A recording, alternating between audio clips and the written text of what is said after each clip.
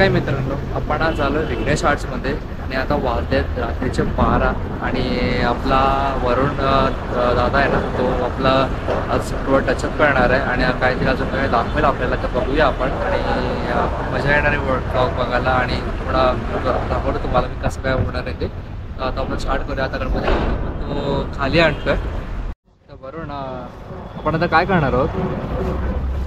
आपण आता बाप्पाचं थोडं कस्टमायझेशन करतोय असं म्हणायला लागेल. प्रत्येक कस्टमरच्या रिक्वायरमेंट्स असतात. काहींना कधी आपण आपल्या पद्धतीने शेले रंगवतो, पण प्रत्येकाला एक वेगळी आवड असते. जो माझ्या बाप्पाला हा रंग छान वाटेल तसा आपल्याला आता आपण या बाप्पाचा जो शेलाचा रंग आहे तो आपण चेंज करतोय. जसं कस्टमरच्या रिक्वायरमेंटनुसार आपण त्याला आता व्हायोलेट टोन जांभळा करतोय. वक्रतुंड महाकाय सूर्यकोटि समप्रभ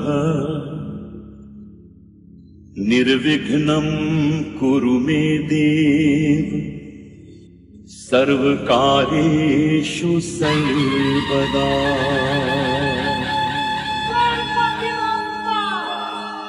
जसं आपण पहिल्या ब्लॉगमध्ये बघितलं तर आपल्या पूर्ण शाडूमातीच्या मूर्त्या आहेत तिकडे आहेत. तर त्याबद्दल आपल्याला काहीतरी वरून सांगणार आहे. वरून शाडू माती मुळात हा जो कन्सेप्ट आहे, हा कन्सेप्ट बद्दल लोकांना तर माहिती आहे की शाडू मातीची मूर्ती आहे किंवा, पण ह्याची जी सुरुवात आहे त्या सुरुवातीला जर आपण बघितलं की ही सुरुवात कशी झाली, या मूर्त्या कधी स्पेशली कुठल्या काळापासून बनत गेल्या, प्रत्येक गोष्टीला एक इतिहास आहे. तसं आपण आपलं जे दैवत मानतो छत्रपती शिवाजी महाराजांना, तर छत्रपती शिवाजी महाराजांनी मुळात संकल्पना जी आहे शाडू मातीच्या मूर्त्या घडवायची ती पुढे आणलेली. इतिहासातल्या काही ग्रंथांमध्ये याची नोंद आहे. किंवा तुम्ही जाऊन जर चेक केलं तर तुम्हाला ह्याच्या काही बखरींमध्ये वगैरे याची नोंद मिळू शकते. आणि हा इतिहास आहे, हा अजून लोकांपर्यंत माहीत नाही आहे की नक्की हा कन्सेप्ट काय होता, त्या टाइमच्या महाराजांची विचारधारा काय होती. तर तेव्हा काय केलं जायचं, तेव्हा मूर्त्या आहेत ना लाल मातीच्या घडवल्या जायच्या. त्या काळात शिवकालीन काळात लाल मातीच्या आधी मूर्त्या घडवल्या जायच्या, ज्या आताही घडवल्या जातात, त्याही चांगल्याच असतात. तर त्या पूर्वीच्या काळात लाल मातीपासून शिवकालीन काळात मूर्त्या घडवल्या जायच्या, आताही घडवल्या जातात, छान असतात मूर्त्यांचं काय. पण तेव्हा मूर्तिकार जे होते त्या काळात, तेव्हा गणेश उत्सव साजरा व्हायचा त्यावेळी, तेव्हा ह्याच्या लाल मातीच्या मूर्त्यांचा जो उत्सव व्हायचा, तर लाल माती ही डोंगराचा भाग असतो, तिथून तेव्हा मूर्तिकार काढून आणायचे. आणि त्याच्यानी काय व्हायचं की तिथली जे मातीचा जो बॅलन्स आहे किंवा त्या गोष्टी की तो बिघडायचा. डोंगराचा भाग कमी ओझला जायचा. मग तिथे नंतर मग ती माती नंतर जेव्हा विसर्जित व्हायची तेव्हा ती वितळून जायची, समुद्रात वगैरे जायची. तर असं म्हटलं जातं की शिवकालीन काळात तेव्हा जेव्हा मूर्तिकार जे होते, जे घडवायचे, ते जेव्हा महाराजांकडे, तेव्हा महाराजांची सदर असायची, राज सदर. रायगडावर आपण पाहू शकतो. तर राज सदरेवर अनेक प्रश्नांचं महाराज ऐकायचे आणि प्रत्येक गोष्टीचं महाराजांकडे सॉल्युशन होतं. कारण महाराजांची जी विचारधारा होती त्याची बरोबरी या जगात कोणी करू शकत नाही. आणि महाराजांकडे जेव्हा हा विषय सांगण्यात आला की असं आहे, तेव्हा महाराजांनी त्याच्यावर एक उपाय सुचवला. काही त्यांचं शिष्टमंडळ होतं, काही मूर्तिकार होते, त्यांनी जेव्हा समन्वय आपण सांगतो एक बैठक असते, तसा त्याच्यावर एक उपाय निघाला, तोडगा निघाला की जी नदीच्या खाली जी माती असते, नदीच्या तळाला, त्याला शाडू माती म्हणतात, ती ही शाडू माती. आणि ही शाडू माती जर आपण त्याचा उपसा केला आणि त्या मातीने जर आपण मूर्त्या घडवल्या, तर या ही माती परत जेव्हा विसर्जित होते, जेव्हा नदीत परत विसर्जन केलं जाईल मूर्त्यांचं, तर ती परत त्या तळाला जाऊन घट्ट बसते. तर त्या तळाला जाऊन घट्ट बसते, त्याच्याने फायदा काय होईल की जेव्हा एखादी माती परत विसर्जन केल्यानंतर मूर्ती नदीच्या तळाला जाऊन जेव्हा माती घट्ट बसेल, तेव्हा नदीचा तळ मजबूत होईलच आणि नदीचा तळ हा वरती पण येईल. म्हणजे आपण म्हणतो ना, वॉटरची लेवल वाढेल. आणि वॉटर लेवल वाढल्यामुळे काही भागात जिथे पाऊस होत नाही किंवा ज्या भागात दुष्काळी भाग म्हणतो आपण, अशा भागात पाणी, नदीची पातळी वाढल्यामुळे ते पाणी पुढे विसर्ग करायला लागेल. म्हणजे ते पाणी तिथे अडून नाही राहणार. तर ह्याच्या मागचा उद्देश हा होता की मूर्तिकारांना देखील एक नवीन काहीतरी कन्सेप्ट काम करायची संधी मिळाली शाडू मातीच्या ह्याच्याने, आणि रयतेला कुठली पाण्याची अडचण येऊ नये हा त्याच्या मागचा महाराजांचा मूळ उद्देश होता. की ह्या एका नदी म्हणजे ह्या इथून एक नदी सुरुवात होते, त्याच्यातून पाणी त्याची जेव्हा हाईट वाढेल तेव्हा ते पुढे जायला मदत होते. कारण आपण फक्त जर उपसा केला तर ती नदी अजून डीप होणार, पण त्याच्यानंतर मूर्ती घडल्यानंतर जेव्हा विसर्जन होईल त्याचं, तर ते परत त्याच्यात माती ती जाऊन घट्ट बसणार तळाला, आणि ह्या गावातून त्या गावात ते पाणी जायला मदत होईल.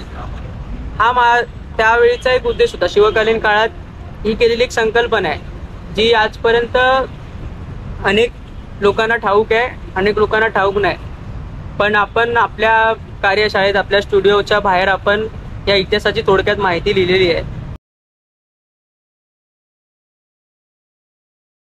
यासाठी लिहिलेली गेली आहे की आपल्या इतिहासाबद्दलच्या ज्या पाऊलखुणा आहेत ना, ज्या आपल्या महाराजांनी आज एवढे मोठे मोठे एक्झाम्पल सेट केलेले आहे की आज काही लोक म्हणतात की वेस्टर्न कल्चरमधून हे आलं, पण काय जर नीट त्याचा जर आपण अभ्यास केला ना तर हे भारतातूनच सगळ्या जगाला दिलेली देणगी आहे बऱ्याच गोष्टींची.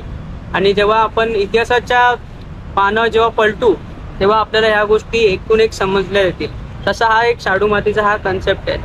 फर्स्ट हात लागला आहे तर त्यामुळे सांगायला वरून हे कसं तर बोललं असते.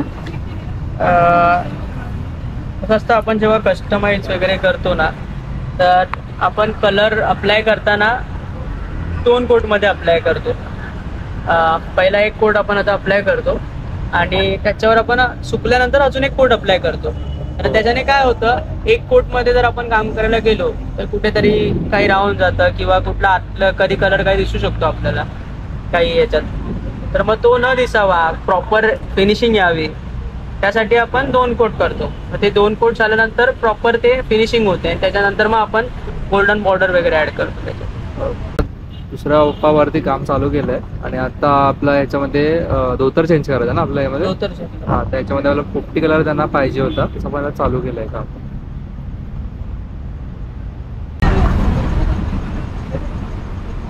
ह्याला जास्त हात मारायला लागेल ना. ह्याला एक तिसरा हाताचा कोट लागतो कारण हा आहे ना ऑलरेडी खाली हे आहे. त्याच्यावरूनच कळतं ना, सुकल्यानंतर पण एवढं पकडणार नाही. हा आहे ना ऑलरेडी ग्लोस मारलेले आहे. त्याच्यानंतर दादाने त्याच्यावर चमकी पण मारली सांगितले, तर ते ग्लोसी केलेलं आहे. आता ग्लोसी नंतर त्याच्यावर जेव्हा मॅट येतो ना तो ग्लोसी आहे ना, आणि एक तर माती आहे ना तर हा कलर पिते, कलर खेचून घेते. मातीचा जेव्हा हे होतो ना कोट मारल्यानंतर आहे ना मातीचा कलर ऑब्झर्व करते, त्याच्यामुळे वरती मग लेकर किंवा हे मारतो ना नंतर त्यासाठी मारतो. योगीच्या मूर्तीला आहे ना टेन्शन नसतं, एक कोटमध्ये काम होऊन जातं पटापट. मातीच्या मूर्त्यांचं एक कोटमध्ये काम नाही होतं.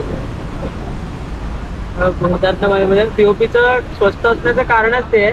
पीओपीची हँडलिंग स्वस्त इझी आहे, काम करायला जास्त कलरचा खर्च नाही लागत आणि त्याचा हे साचा वगैरे पण पटकन निघतो. आता लास्ट हात मारतोय आपल्या शेल्याला, तर गोल्डन कलर चालू होईल आता.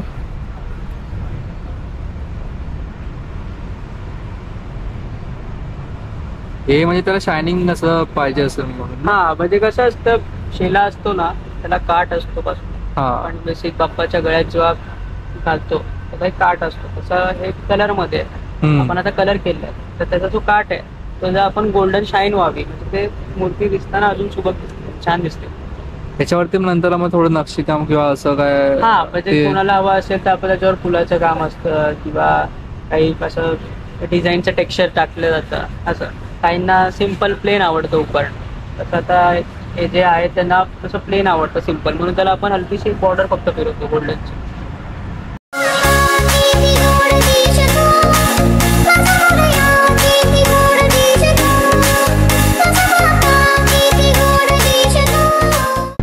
तर हा टचअपचा ब्लॉग मी इकडेच एंड करतोय आणि तुम्हाला कसा वाटला नक्की मला कमेंट बॉक्समध्ये सांगा की कसं झालं आहे आपलं काम. तर आपण आलेलो आज विघ्नेश आर्ट्समध्ये आणि आपल्याला वरुणने खूप चांगली अशी माहिती दिली आहे आणि आपल्याला तुम्हाला कळलं असेल कसं आपलं शाडू मूर्तीचं काम म्हणजे चालू झालं आणि कसं ते बाप्पा त्यामध्ये घडतं वगैरे. तर मी भेटतो तुम्हाला पुढच्या नंतर. जय हिंद, जय महाराष्ट्र, गणपती बाप्पा मोरया.